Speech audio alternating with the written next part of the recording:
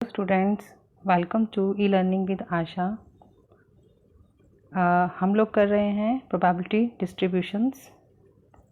अपनी last video में हमने देखा था कि there are different types of probability distribution, discrete probability distribution and continuous probability distribution, जिसमें हमने देखा था कि डिस्क्रीट प्रोबेबिलिटी डिस्ट्रीब्यूशन भी अगेन दो तरह का है, बाइनोमियल डिस्ट्रीब्यूशन और पॉइसन डिस्ट्रीब्यूशन।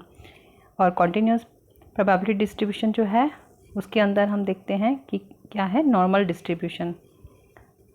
वैसे तो प्रोबेबिलिटी डिस्ट्रीब्यूशन और भी कई तरह के हो सकते हैं, लेकिन अभी हम फिलहाल ये तीन तरह के डिस्ट्रीब्यूशन की बात करेंगे, जिसमें बाइनोमियल डिस्ट्रीब्यूशन है, पॉइसन डिस्ट्रीब्यूशन है और नॉर्मल डिस्ट्रीब्यूशन है। तो जो हमारा ये पॉइसन डिस्ट्रीब्यूशन है ये एक तरह से डिस्क्रीट प्रोबेबिलिटी डिस्ट्रीब्यूशन के अंदर आता है। जो ये पॉइसन डिस्ट्रीब्यूशन है ये एक French mathematician doctor Simon Denis Poisson के नाम पर पड़ा है। उन्होंने ये डिलीवर किया था 1837 में। और इस डिस्ट्रीब्यूशन की हमें क्यों ज़रूरत पड़ी? क्योंकि बाइनोमियल डिस्ट्रीब्यूशन के अंदर कई तरह के लिमिटेड फैक्टर थे, जिसमें हम जो है अगर n लार्ज हो जाता है, मींस नंबर ऑफ ट्रायल्स जो हैं हमारे वो बहुत बड़े हो जाते हैं, बहुत ज़्यादा जाते हैं, और जो p होता है उसकी probability means probability of event जो होती है वो बहुत छोटी होती है। तो उस केस में हम बाइनोमियल डिस्ट्रीब्यूशन यूज़ नहीं कर पा सकते थे, तो उसके लिए पॉइसन डिस्ट्रीब्यूशन की हमें ज़रूरत पड़ी। क्योंकि जो पॉइसन डिस्ट्रीब्यूशन है वो ऐसे सिचुएशंस में अप्लाई होता है जिसमें हमें फाइंड आउट करनी होती है प्रोबेबिलिटी ऐसी चीज़ों की जिसके इवेंट जो होते हैं बहुत छोटे हैं, मींस वो रेयरली अकर होते हैं। अभी हम देखते हैं इसके क्या एग्जांपल्स हैं जिसमें पॉइसन डिस्ट्रीब्यूशन जो है इम्प्लीमेंट होता है। फर्स्ट है to count the number of defective screws per box of 5000 screws. Suppose कीजिए एक फैक्ट्री है जो स्क्रूज मैन्युफैक्चर करती है और एक बॉक्स की पैकिंग में 5000 स्क्रूज आते हैं। तो उसमें हमें अगर ये फाइंड आउट करना है, ये प्रोबेबिलिटी देखनी है कि उसमें डिफेक्टिव स्क्रूज कितने हैं, उसको काउंट करना है। तो देखिए इसमें n हमारा है काफ़ी लार्ज है, और जो डिफेक्टिव स्क्रूज हैं वो रेयर होंगे या बहुत कम होंगे, उसकी प्रोबेबिलिटी बहुत कम होगी। ठीक है, तो दूसरा एग्जांपल हम देख रहे हैं कि जैसे एक बुक है, उसके अंदर जो पेजेस हैं उसके पेजेस में हर पेज पे जो प्रिंटिंग मिस्टेक है उसको अगर हमें काउंट करना है, उसकी प्रोबेबिलिटी को देखना है, तो भी यहाँ पर पॉइसन डिस्ट्रीब्यूशन अप्लाई होगा। सपोज उस बुक में 300 या 350 पेजेस हैं, और अगर हम ये देखते हैं कि क्या हर पेज पे आपको मिस्टेक मिलेगी, इसके चांसेस बहुत कम होते हैं, रेयर होते हैं। ठीक है, शायद ही 100 पेजेस में एक या दो मिस्टेक हमें मिल जाए, तो इसलिए प्रोबेबिलिटी यहाँ पर भी बहुत कम है।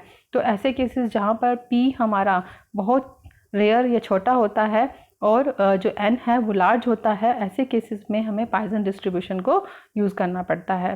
ठीक है, अब थर्ड एग्जांपल देखिए, जिसमें हम ये देख रहे हैं कि अगर एक फैक्ट्री है उसमें एक साल के अंदर वर्कर्स मान लीजिए काम कर रहे हैं, उनकी एक्सीडेंट की अगर हम संभावना देखना चाहते हैं कि क्या प्रोबेबिलिटी है, कितने नंबर ऑफ एक्सीडेंट्स में पर ईयर में जो है एक्सीडेंट हुए हैं, तो ये भी एक तरह से बहुत रेयर चांस होता है कि किसी का एक्सीडेंट हो। ये तो है ना कि हर दिन ही किसी का एक्सीडेंट हो रहा है, तो यहाँ पर भी प्रोबेबिलिटी क्या है, बहुत छोटी है, और n हमारा बहुत लार्ज हो सकता है वहाँ पर 150-200 वर्कर्स काम करते हैं, तो उसके हिसाब से n लार्ज है और p हमारा छोटा है। उसी तरह से एक और एग्जाम्पल हम देख लीजिए, एक लवर पॉइंट है, वहाँ पर एक साल में हम ये देखना चाहते हैं प्रोबेबिलिटी कि कितने नंबर में सुसाइड हो रहे हैं। तो ऐसा नहीं कि हर दिन ही कोई सुसाइड करता है, ठीक है, सुसाइड कमिट की जाती है, ऐसा नहीं है। तो यहाँ पर भी हो सकता है कि यहाँ पे लवर पॉइंट पे लोग तो बहुत जाते होंगे, ठीक है, हज़ारों की तादाद में जाते होंगे, तो ये ज़रूरी नहीं कि हर कोई वहाँ पर सुसाइड करता होगा, इसलिए यहाँ पे n लार्ज है और हमारी प्रोबेबिलिटी क्या है, बहुत ही स्मॉल है। ठीक है, तो पॉइसन डिस्ट्रीब्यूशन है जो बहुत लार्ज नंबर ऑफ ट्रायल्स और जो हमारा इवेंट है वो उसकी प्रोबेबिलिटी बहुत स्मॉल होती है, तो उस केस में हम लागू करते हैं। ओके, तो पॉइसन डिस्ट्रीब्यूशन जो है उसके अंदर हमारा ये फॉर्मूला इम्प्लीमेंट होता है, जिसमें है p x is equal to r is equal to e power m into m power r divided by r factorial. Okay, इसके अंदर ये बताया गया है कि क्या p x is equal to r क्या है, m क्या है और e क्या है। ओके, जो हमारा p x is equal to r है उसका मतलब है probability of obtaining r number of success, ठीक है, और m का मतलब है n multiply by p, means ये एक पैरामीटर है डिस्ट्रीब्यूशन का इस, और यहाँ पर e यूज़ हो रहा है, e है 2.7183 जो कि बेस ऑफ नेचुरल लोगरिदम्स है। ये इस फॉर्मूले को बहुत अच्छे से हम समझ पाएंगे, थोड़ा सा और आगे हम देख लेते हैं इसकी कंडीशंस और करैक्टरिस्टिक्स को। तो हमें ये जो फॉर्मूला है कि यहाँ पर क्यों इस तरह से लगाया गया है वो अच्छे से समझ में आ जाएगा। आप देख पा रहे हैं यहाँ पर कंडीशंस बताई गई हैं, conditions under which Poisson distribution is used. कौन कौन सी ऐसी कंडीशंस हैं जिसमें हम इस डिस्ट्रीब्यूशन को यूज़ कर सकते हैं, जिसमें से पहला है, जैसे कि पहले ही बताया था कि जो हमारा ये डिस्ट्रीब्यूशन है डिस्क्रीट प्रोबेबिलिटी डिस्ट्रीब्यूशन है, तो हमारा जो रैंडम वेरिएबल है कोई भी हो सकता है वो डिस्क्रीट होना चाहिए, ठीक है। तो ये हमारी फर्स्ट कंडीशन हो गई। सेकंड कंडीशन क्या है कि ये डिकोटोमी एग्जिस्ट होगी तभी ही यूज़ कर सकते हैं हम इस डिस्ट्रीब्यूशन का। इसका मतलब क्या है कि जो भी हैपनिंग होगी इवेंट की उसके दो ही अल्टरनेटिव्स मीन्स दो ही रिजल्ट्स होंगे, जैसे सक्सेस एंड फेलियर, और भी हो सकते हैं जैसे पास एंड फेल, और जैसे हो सकते हैं विन और लूज। इस तरह से जैसे हेड टॉस करते हैं, कॉइन टॉस करते हैं, हेड और टेल, इस तरह के डिकोटोमी जो होती है इवेंट्स में, वहाँ पर ही डिकोटोमस इवेंट्स में ही हम इसको यूज़ कर सकते हैं, जिसके रिजल्ट्स केवल दो ही हो सकते हैं, ठीक है। तो ये हमारी सेकंड कंडीशन थी पॉइसन डिस्ट्रीब्यूशन को यूज़ करने की। थर्ड कंडीशन क्या है, इसमें ये कहा गया है कि n हमारा बहुत बड़ा होना चाहिए और जो प्रोबेबिलिटी ऑफ सक्सेस मतलब जो p है वो बहुत छोटा होना चाहिए, ठीक है। जो NP है वो is equal to m is finite, लेकिन बड़ा तो हो, n बड़ा हो p छोटा हो, लेकिन जिससे m जो कैलकुलेट होकर आएगा वो फाइनाइट होना चाहिए। फाइनाइट का मतलब क्या है, जो काउंटेबल होना चाहिए, ऐसा ना हो कि इनफाइनाइट हो जिसको हम काउंट ही नहीं कर पाए, इतना बड़ा n हो जाए, जैसे आसमान में तारे, और तारों को तो हम काउंट नहीं कर सकते हैं ना। तो इसलिए पॉइसन डिस्ट्रीब्यूशन वहाँ यूज़ होगा जहाँ पर एटलीस्ट हमारा जो m है वो फाइनाइट होना चाहिए, ओके। तो ये हमारी थर्ड कंडीशन थी। उसके बाद कहा गया है कि स्टैटिस्टिकल इंडिपेंडेंस होनी चाहिए, ओके। तो ये हमारी पॉइसन डिस्ट्रीब्यूशन को इम्प्लीमेंट करने की कंडीशंस हैं। आगे हम देखते हैं इसकी करैक्टरिस्टिक्स। तो करैक्टरिस्टिक्स पॉइसन डिस्ट्रीब्यूशन की क्या हैं, जैसे सबसे पहले तो यही करैक्टरिस्टिक क्या है कि ये एक डिस्क्रीट डिस्ट्रीब्यूशन है। दूसरी करैक्टरिस्टिक क्या है कि जो आपने अभी देखा लास्ट कंडीशन में कि इसमें m की रिक्वायरमेंट होती है, और जो हमने फॉर्मूला भी देखा उसमें भी m की ज़रूरत थी। जैसे कि हमने फॉर्मूला क्या देखा था कि p x is equal to r, इसको फाइंड आउट करने के लिए हमें क्या लगाना था, e power minus m multiply by m power r divided by r factorial. ये r तो हमारी एंड ट्रायल्स में सक्सेस की बात करता है, m हमारा मीन है। इसका मतलब जो हमारा पूरा पॉइसन डिस्ट्रीब्यूशन है वो एक ही बात m पर डिपेंड करता है। अगर m हमें पता लग जाए तो हम इजीली फॉर्मूले को कैलकुलेट कर सकते हैं, ठीक है। तो इसलिए कहा गया कि it depends mainly on the value of the mean which is m। उसके बाद थर्ड जो करैक्टरिस्टिक्स में बताया गया कि जो ये डिस्ट्रीब्यूशन है वो positively skewed to the left. ये डिस्ट्रीब्यूशन कहाँ यूज़ होगा, जब जो हमारा डिस्ट्रीब्यूशन है वो पॉजिटिवली स्क्यूड होना चाहिए लेफ़्ट की तरफ with the increase in the value of m। अगर m की वैल्यू इंक्रीज़ होती जाएगी वो डिस्ट्रीब्यूशन जो है वो शिफ्ट हो जाएगा राइट की तरफ, और जो स्क्यूनेस है वो ख़त्म या कम होती चली जाएगी, ओके। तो ये जैसे कि आपको पता होना चाहिए कि ये पॉजिटिवली स्क्यूड क्या होता है और नेगेटिवली स्क्यूड क्या होता है या फिर नॉर्मल क्या होता है। इसके बारे में मैं आपको अभी एक अलग स्क्रीन पर बताती हूँ। जैसे कि आप यहाँ पर देख पा रहे हैं कि ये पॉइसन डिस्ट्रीब्यूशन की एक डायग्राम बना हुआ है, जिसमें इस तरह से जो दिखाया गया है कि हमारे टेल कहाँ है, जो राइट साइड की तरफ है और लेफ़्ट साइड की तरफ ही सारी आइटम्स हैं। इसको मैं हाईलाइट कर रही हूँ, ओके। तो ये हमारी जो है लेफ़्ट साइड पे है, मीन्स जो जहाँ पर ज़ीरो है वहाँ पर ही सारी आइटम ज़्यादा से ज़्यादा दिखाई दे रही हैं और टेल की तरफ कम होती जा रही है। इस तरह के डिस्ट्रीब्यूशन को हम क्या कहते हैं, पॉजिटिवली स्क्यूड। तो पॉइसन डिस्ट्रीब्यूशन जो होता है वो हमारा पॉजिटिवली स्क्यूड होता है, ठीक है। अगर हम इसको नेगेटिवली स्क्यूड का डायग्राम में कन्वर्ट करेंगे तो ये हमारी जो टेल है इस तरफ लेफ़्ट की तरफ होती है और जीरो वाली जो लास्ट वाली एंड होता है उसमें हमारी मोस्ट ऑफ द आइटम्स लाई करती हैं, तो ये नेगेटिवली स्क्यूड हो जाता है। और अगर हम नॉर्मल डिस्ट्रीब्यूशन की बात करते हैं तो दोनों एंड्स हमारे लगभग इक्वल होते हैं और हमारा मिड में जो है ज़्यादा आइटम्स लाई करती हैं, ठीक है। तो ये 3 तरह के डिस्ट्रीब्यूशन होते हैं जिसमें नॉर्मल होता है या पॉजिटिवली स्क्यूड होता है या फिर नेगेटिवली स्क्यूड होता है। तो हम यहाँ पे पॉइसन डिस्ट्रीब्यूशन में क्या देखते हैं कि हमारा डिस्ट्रीब्यूशन जो है वो पॉजिटिवली स्क्यूड होता है, ओके। अब ये जो है अगर ये m पर डिपेंड करता है, m अगर ज़्यादा है या कम है तो उस पर ये डिपेंड करता है कि कितना है। अब आप स्क्रीन पर देख पा रहे होंगे कि इसमें ये म्यू दिखाया गया है। म्यू का मतलब हमारा m से ही है, मीन से ही है, तो ये हमारा मीन है, ठीक है। मीन का मतलब एवरेज वैल्यूज़। अगर हमारी एवरेज वैल्यूज़ जो हैं वो ज़ीरो की तरफ ज़्यादा हैं, ये देख रहे हैं ना आप, ठीक है, तो इसको हम पॉजिटिवली स्क्यूड कहेंगे। और जैसे जैसे हमारा m बढ़ता जा रहा है, सेकंड नंबर के डायग्राम मतलब इस डायग्राम में देखिए, इसमें हमारा n जो m है, मीन है, वो 1.5 है, मीन्स 0.8 से ज़्यादा हो गया है।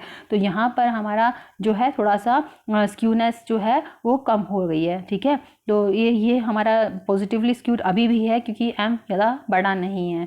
अब आप थर्ड डायग्राम में देखिए, यहाँ पर म्यू मीन्स मीन हमारा 5 है। अब आप देख रहे हो यहाँ पर जो आइटम्स है थोड़ी सी मिड मीन की तरफ आती चली जा रही हैं, तो जो हमारा ये स्क्यूनेस है और भी कम हो गई है। अब और जो फोर्थ डायग्राम है उसमें म्यू हमारा 12 है, उसमें आप देखिए लगभग हमारा ये नॉर्मल डिस्ट्रीब्यूशन बनता जा रहा है, ठीक है, पॉजिटिवली या फिर नेगेटिवली नहीं दिखा रहा है। तो ये हमारे इस तरह से कुछ m के ऊपर डिपेंड करता है। अगर m हमारा जितना कम होगा पॉजिटिवली स्क्यूड होगा और m जैसे बढ़ता चला जाएगा ये स्क्यूनेस हमारी कम होती चली जाएगी। तो जो मैं आपको बताना चाह रही थी कि जब कंडीशंस में, तो ये कंडीशंस हैं, इन कंडीशंस में जो थर्ड कंडीशन थी वो यही कह रही थी कि this distribution is positively skewed to the left. ये पॉजिटिवली स्क्यूड होता है, जैसे जैसे इंक्रीज हो जाती हैं वैल्यू m की तो डिस्ट्रीब्यूशन जो है शिफ्ट हो जाता है राइट की तरफ एंड स्क्यूनेस कम होती जाती है, ओके। तो ये हमने अभी देखा ये कैसे होता है। उसके बाद हमारी फोर्थ जो कैरेक्टरिस्टिक है उसमें क्या बताया गया है, एक तरह से जो हमारा पॉइसन डिस्ट्रीब्यूशन है वो बाइनोमियल डिस्ट्रीब्यूशन के बिल्कुल क्लोज है, अप्रोक्सीमेशन है, क्योंकि जो इसके मीन की वैल्यू है जो हमारी बाइनोमियल डिस्ट्रीब्यूशन में आती है वही हमारी मीन की वैल्यू पॉइसन डिस्ट्रीब्यूशन में भी आपको मिलेगी, ओके। जो फोर्थ कैरेक्टरिस्टिक है उसमें क्या बताया गया है कि इसमें केवल एक ही पैरामीटर है m, जो कि अर्थमेटिक मीन होता है। तो सारा का सारा डिस्ट्रीब्यूशन जो है इस अर्थमेटिक मीन पर ही डिपेंड करता है। अगर ये हमें पता है तो हम पॉइसन डिस्ट्रीब्यूशन को इजीली निकाल पा सकते हैं, ओके। तो ये थी हमारी कैरेक्टरिस्टिक्स। तो ये हमने डायग्राम देखा और ये भी हमने देखा कि m की वैल्यू जैसे जैसे इंक्रीज होती है पॉइसन डिस्ट्रीब्यूशन हमारा किस तरह से बिहेव करता है, ओके। अब हम आपके सामने ला रहे हैं स्क्रीन पर एक प्रॉब्लम, ठीक है। इस प्रॉब्लम से हम वो फॉर्मूला जो हमने सीखा था उसको कैसे यूज़ करना है वो हम इसमें देखेंगे। आप देख रहे हैं इसमें प्रॉब्लम में क्या बताया गया है, it is given that 2% of screw manufactured by a company are defective.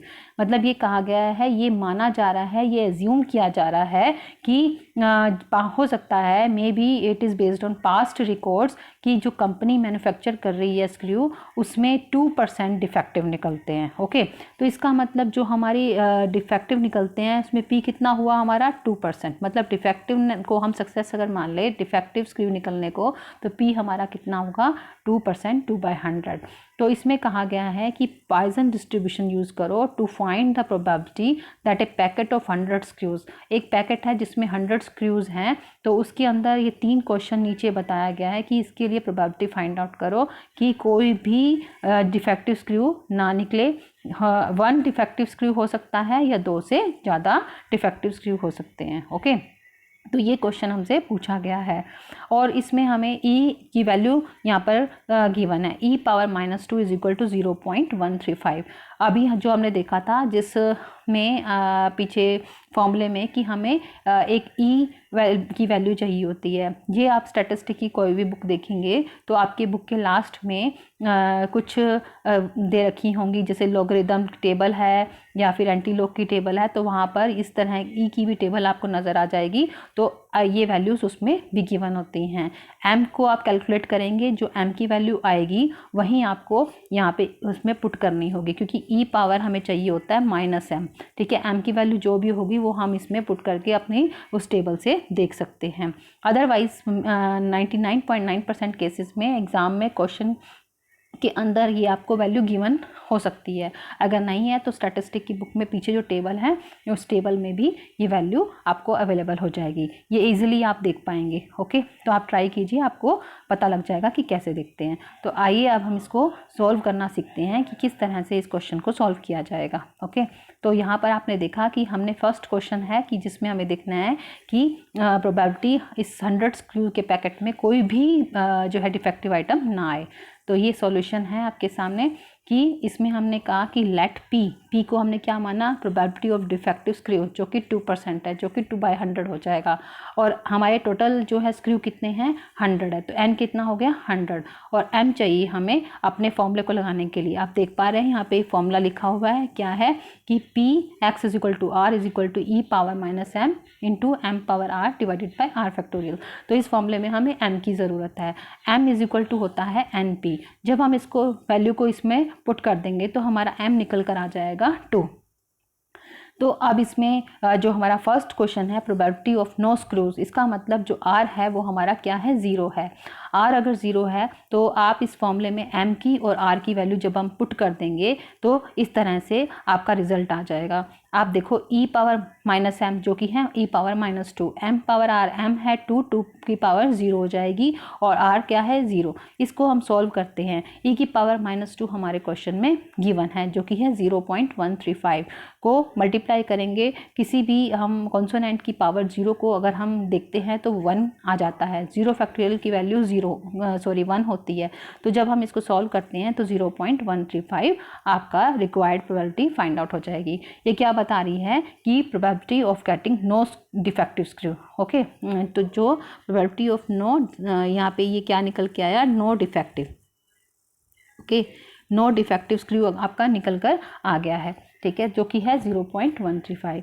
तो इसके बाद हम नेक्स्ट देखते हैं कि जो हमारी क्वेश्चन में पूछा गया था find probability of 1 defective screw, कि आपका डिफेक्टिव स्क्रू हो लेकिन 1 हो। इसका मतलब r हमें 1 दे रखा है, r की वैल्यू यहाँ पे 1 दे रखी है। तो अगर r आपका 1 दे रखा है और तो इसको हम इस फॉर्मूले में जब फिट करेंगे तो इसको सोल्व करने के बाद 0.270 वैल्यू आ जाएगी। ओके, तो आपका जो थर्ड क्वेश्चन है उसमें ये पूछा गया है probability of 2 or more defective screws.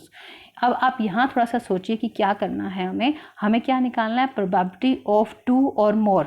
Okay, probability क्या निकाल, एग्जैक्टली 2 पूछा होता तो इससे जस्ट पहले हमने किया था प्रोबेबिलिटी ऑफ 1, तो हमें r इज इक्वल टू 1 मतलब ये सॉल्व करना था। ठीक है, तो यहाँ पर हमें जो r है वो क्या कहा गया, r कितना होगा कि या तो 2 हो मतलब डिफेक्टिव आइटम 2 हो, या फिर उससे भी ऊपर हो सकते हैं। 2 के ऊपर मतलब 3 के ऊपर 4 के ऊपर 5, तो ये सारे डिफेक्टिव हैं। तो अगर हम इसको देखेंगे तो ये कहाँ तक जाएगा, टोटल n कितना है हमारा 100। इसका मतलब हमें क्वेश्चन में क्या करना है कि ये फाइंड आउट करना है, पहले probability of 2 defective, probability of 3 defective, probability of 4 defective, probability of 5 defective, ऐसे सब सॉल्व करके प्रोबेबिलिटी ऑफ 100 डिफेक्टिव सब निकाल के उनको फिर क्या करना पड़ेगा, जब निकल जाएगा तो इन सबको हमें ऐड करना होगा।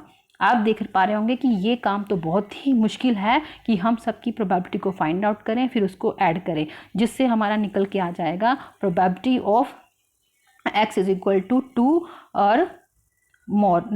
2 और मोर का मतलब n 100 तक जाएगा। ओके, तो ये करना तो हमारे लिए बहुत ही मुश्किल है। तो उसका एक आसान तरीका भी है, हम इसको इस तरह से ना करके इस तरह से कर सकते हैं कि जो हमारी सक्सेस या फेलियर, सक्सेस होने की प्रोबेबिलिटी मतलब जैसे सक्सेस मैं लिख देती हूँ यहाँ पर, probability of success plus probability of failure को अगर हम ऐड कर देते हैं तो इसका रिजल्ट आता है 1 के बराबर। ओके, तो आप 1 में से आप क्या लेस कर दो, कोई भी डिफेक्टिव ना निकलना और एक डिफेक्टिव निकलना। ठीक है, अगर हम पूरे 100% में से P0 और P1 निकाल देंगे तो इसका मतलब क्या होगा, हम क्या निकाल पा रहे हैं, probability of 2 plus probability of 3 plus probability of 4 plus इस तरह से ये जो हम करेंगे ये निकल जाएगा आपका प्रोबेबिलिटी ऑफ 100। ठीक है, तो इतना बड़ा काम करने की बजाय हम लोग केवल 1 में से ये P0 और P1 की प्रोबेबिलिटी को ऐड करके लेस कर देंगे तो हमारा वही जो है क्वेश्चन में जो पूछा गया है वही रिक्वायर्ड प्रोबेबिलिटी हमारी फाइंड आउट हो जाएगी। ये बहुत ही इजी तरीका है इसको करने का। ओके, तो हमने इस क्वेश्चन को देखा कि कैसे हमें सॉल्व करना है। अब आगे देखिए ये पॉइसन डिस्ट्रीब्यूशन को फिट कैसे करते हैं। हमने अपनी लास्ट जो वीडियो है उसमें भी ये देखा था कि बाइनोमियल डिस्ट्रीब्यूशन को कैसे फिट किया जाएगा। तो यहाँ पर हम पॉइसन डिस्ट्रीब्यूशन को भी फिट करेंगे। जस्ट सेम वैसे ही करना है जैसे हमने बाइनोमियल डिस्ट्रीब्यूशन में किया था। क्या करना है, फिट करने का मतलब 0 से लेकर n तक की जितनी भी प्रोबेबिलिटीज़ हैं सबके ऊपर फॉर्मूला लगाकर आपको बस आंसर देना है कितना है और उसके जो है n से आपको मल्टीप्लाई करना है। एक्सपेक्टेड फ्रीक्वेंसी मतलब n से मल्टीप्लाई करना होता है और जो हमारा टोटल होता है वो हमारा जो एक्चुअल है n उसके बराबर होना चाहिए। ये चीज़ मैंने आपको बाइनोमियल डिस्ट्रीब्यूशन में भी क्लियर किया था। अब जो हमारा पॉइसन डिस्ट्रीब्यूशन है उसमें थोड़ा सा फॉर्मूला जो है हम बहुत ही इजी तरीके से कर सकते हैं। कैसे कि जैसे एक बार थोड़ा सा देखिए क्या फॉर्मूला है। फॉर्मूला है e⁻m m⁻r divided by r factorial. जो हमारा 0 मतलब नंबर ऑफ सक्सेस 0 हो उसमें r क्या हो जाएगा 0। तो आप 0 पुट करेंगे, जब हम m⁻0 करेंगे और 0 फैक्टोरियल करेंगे तो ये तो हमारा ख़त्म हो जाएगा। कैसे, m⁻0 1 हो जाएगा, 0 फैक्टोरियल भी 1 हो जाएगा, तो रह जाएगा अकेला e⁻m। तो ये हमारी प्रोबेबिलिटी निकल गई। अभी हमें जब फिट करना होता है तो कैपिटल N से मल्टीप्लाई करना होता है। तो ये जो हमने n है इसको बोलेंगे P0। ठीक है, प्रोबेबिलिटी P0 ये हमने फाइंड आउट की। इसका मतलब n को ये जो है वो P0 की वैल्यू हमने निकाली, इससे मल्टीप्लाई करेंगे तो क्या हो जाएगा n इंटू e⁻m। समझ में आया, n इंटू e⁻m हो जाएगा। ठीक है, इसी तरह से आगे आगे हम बढ़ते चले जाएंगे और इसको जैसे हम सॉल्व करेंगे आप देख पा रहे हैं कि जैसे इस नेक्स्ट वाले में हमें P1 के लिए निकालना है। अब सब जगह हमें r की जगह क्या रखना है 1। तो सॉल्व करके आ गया m इंटू e⁻m। ठीक है, तो इसका मतलब इस चीज़ को हमें P1 को कैपिटल N से मल्टीप्लाई करना है। जब हम कैपिटल N से मल्टीप्लाई करेंगे n इंटू जो ये वाली वैल्यू है वो हमें यहाँ रखनी है। तो इस तरह से करके P2 P3 P4 सब के लिए हम ऐसे ही फाइंड आउट कर सकते हैं। अब इसमें एक और मैजिकल चीज़ है, क्या, जो हमारा फर्स्ट है वो तो निकल जाएगा n इंटू e⁻m। ओके, जो हमारा सेकंड है वो क्या है, आप दोबारा देखो इस चीज़ को, n into m into e⁻m है। अगर हम m को एक बार हटा दें तो n इंटू e⁻m जो कि हमारी वैल्यू क्या थी P0 की, तो हम इसको हम यूँ भी लिख सकते हैं कि ये हमारी P0 की वैल्यू जो आई उसमें हम उसमें हम क्या कर दें m से मल्टीप्लाई कर दें। खाली m बच गया था ना, यहाँ पे m से मल्टीप्लाई कर दें, m डिवाइडेड बाय 1। ठीक है, तो इसका मतलब ये वही चीज़ है जो यहाँ पर दिखाई गई है। ओके, मैं दोबारा रिपीट करती हूँ कि जो हमारा ये वाली चीज़ है उसमें m को अगर हम हटा देते हैं तो हमारे पास बच जाता है एक तरह से ये P0 ही है। देखिए आप n इंटू e⁻m P0 ही तो है। ठीक है, ये P0 ही तो है, n इंटू e⁻m की P0 की वैल्यू ही तो है। ठीक है, रह क्या गया था हमारा m।